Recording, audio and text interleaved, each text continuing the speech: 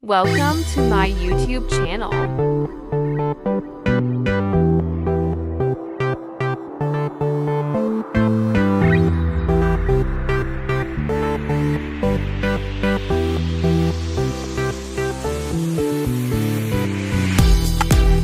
Grocery for my recipes.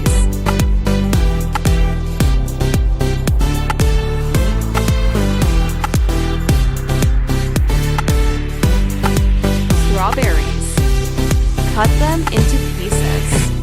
Cut some strawberries into small pieces. Make a strawberry puree.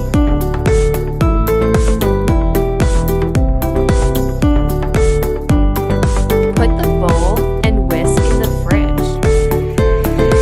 3 pack of whipping cream. Eat for 5 to 6 minutes.